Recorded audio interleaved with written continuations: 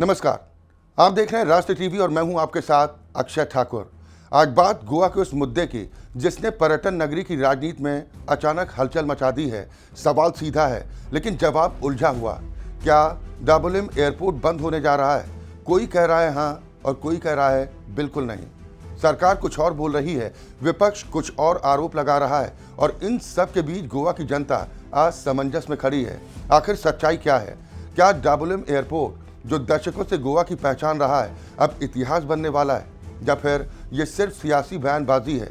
दोस्तों, गोवा देश ही नहीं बल्कि दुनिया के पर्यटन नक्शे पर एक अहम जगह रखता है। हर साल लाखों सैलानी यहाँ पर बीच, कार्निवल, नाइट लाइफ और खूबसूरत नज़ारों का आनंद लेने के लिए पहुँचते हैं। इस छोटे से तटीय राज्य में फिलहाल 2 एयरपोर्ट हैं, दक्षिण गोवा में डाबोलिम और उत्तर गोवा में नया बना मनोहर इंटरनेशनल एयरपोर्ट यानी मोपा।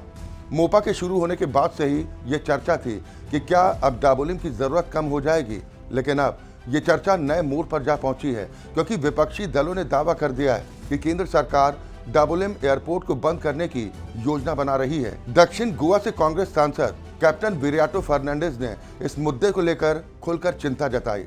उन्होंने रक्षा मंत्री और नागरिक उड्डयन मंत्री को पत्र लिखकर मांग की है कि डाबोलिम एयरपोर्ट पर नागरिक उड़ानें किसी भी हाल में बंद ना की जाएं। उनका कहना है कि जब मोपा एयरपोर्ट को मंजूरी दी गई थी तब ये आश्वासन दिया गया था कि दोनों एयरपोर्ट साथ साथ चलेंगे और अगर अब डाबोलिम को बंद किया जाता है तो ये गोवा की जनता के साथ विश्वासघात होगा। उनका दावा है कि करीब 4 से 5 लाख लोगों की रोजी रोटी सीधे या फिर परोक्ष रूप से डाबोलिम एयरपोर्ट से जुड़ी है। पर्यटन उद्योग, टैक्सी चालक, होटल व्यवसाय, छोटे दुकानदार, सबकी आर्थिक धड़कन इस एयरपोर्ट से चलती है।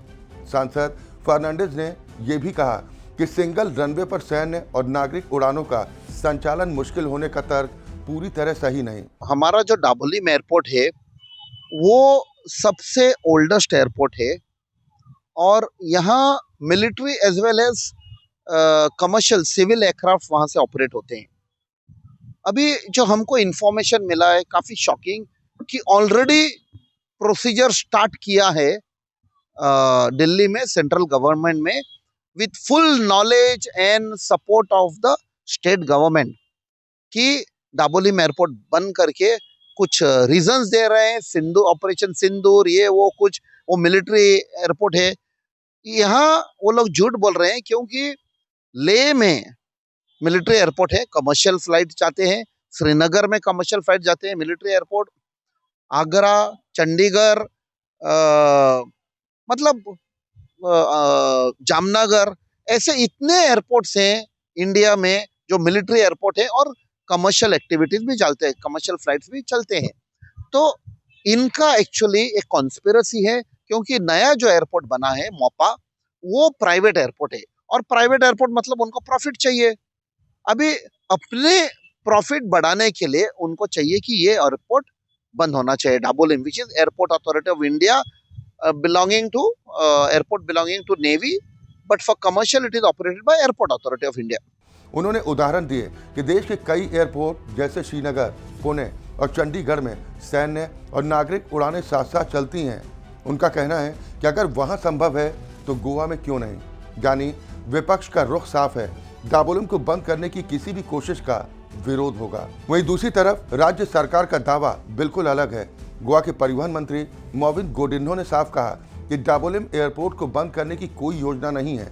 उन्होंने बताया कि जब उन्हें ये खबर मिली कि एयरपोर्ट को पूरी तरह नौसेना को सौंपे जाने की चर्चा चल रही है तो उन्होंने खुद रक्षा मंत्री राजनाथ सिंह से मुलाकात की। उनके मुताबिक रक्षा मंत्री ने भरोसा दिलाया है कि डाबोलिम और मोपा दोनों एयरपोर्ट वाणिज्यिक उड़ानों के लिए खुले रहेंगे। यानी सरकार की ओर से साफ संदेश है कि घबराने की जरूरत नहीं है। दरअसल डाबोलिम एयरपोर्ट भारतीय नौसेना के एयर स्टेशन INS हंसा का हिस्सा है, जहां सैन्य और नागरिक दोनों तरह की उड़ानें संचालित होती हैं। जैसे ही ये चर्चा सामने आई कि इसे पूरी तरह नौसेना केंद्र में बदला जा सकता है, राजनीतिक बयानबाजी तेज हो उठी। गोवा फॉरवर्ड पार्टी के प्रमुख विजय सरदेसाई ने दावा किया कि रक्षा मंत्री ने मोविन गोडिन्हो को दिल्ली बुलाकर कहा कि डाबोलिम को पूरी तरह नौसेना को सौंपा जा सकता है। उन्होंने तो यहां तक मांग कर दी कि अगर एयरपोर्ट को बचाने में सरकार नाकाम रही तो मंत्री को इस्तीफा दे देना चाहिए।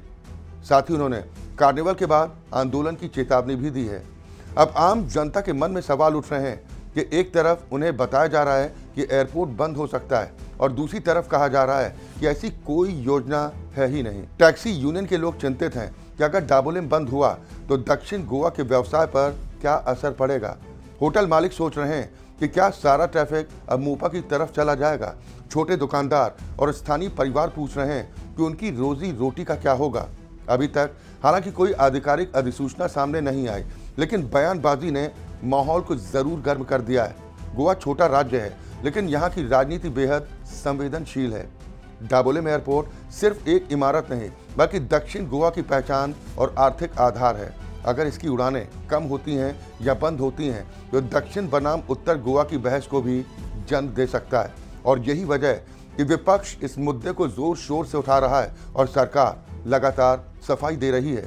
सियासी पारा हाई है और हर बयान के बाद नई अटकलें शुरू हो जाती हैं।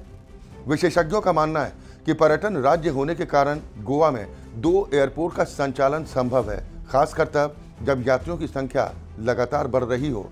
लेकिन सवाल ये भी है कि एयरलाइंस कंपनियां किस एयरपोर्ट को प्राथमिकता देंगी और यात्री किसे ज़्यादा सुविधाजनक मानेंगे। क्या धीरे धीरे डाबोलिम का ट्रैफिक कम हो जाएगा या दोनों एयरपोर्ट संतुलन बनाकर चलेंगे, यह आने वाला समय ही तय करेगा। फिलहाल सच्चाई यही है कि डाबोलिम एयरपोर्ट को बंद करने की कोई आधिकारिक घोषणा नहीं हुई है, लेकिन राजनीतिक बयानबाजी ने इसे बड़ा मुद्दा बना दिया है। एक तरफ नेता कह रहे हैं कि खतरा है, दूसरी तरफ सरकार कह रही है कि ऑल इज वेल, और इन दोनों के बीच खड़ी है गोवा की जनता, जो एक साफ और स्पष्ट जवाब चाहती है। क्या डाबोलिम की उड़ानें यूं ही चलती रहेंगी या मोपा के आने के बाद इसका किरदार बदल जाएगा। फिलहाल सस्पेंस बरकरार है और ये मुद्दा आने वाले दिनों में गोवा की राजनीति का केंद्र भी बना रहेगा।